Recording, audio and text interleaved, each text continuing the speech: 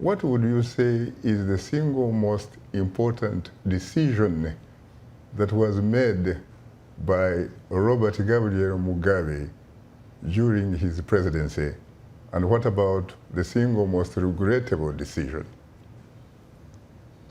The single most important decision, I would say, from the late R.G. Mugabe is about education, where we saw him educating the masses of Zimbabwe who had an unfair, who were in an unfair situation. His policies were good.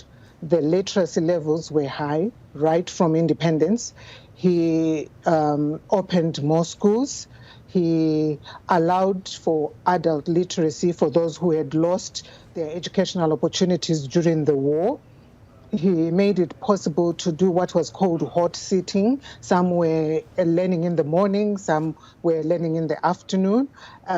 He had adult literacy colleges. There was education for all. And if you look at the literacy levels right now, Zimbabwe has the highest in Africa. And we are all proud to be Zimbabwean because of the education we have, that we can still operate at international level because of the educational policies. So that was the most right thing I appreciate from him.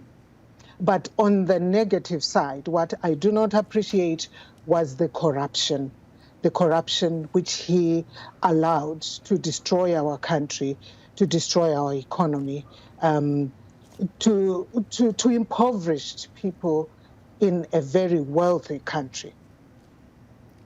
What about Gukurahundi in the early 1980s in Matabeleland? It is regrettable, the genocide and the massacres of over 20,000 people from Matabeleland, of which they blamed the 5th Brigade. But he was in charge, he was responsible for all. I would have expected him before he died was to take responsibility and say sorry to the people of Matabeleland because people were killed. And that's brutality, being brutal to his own people.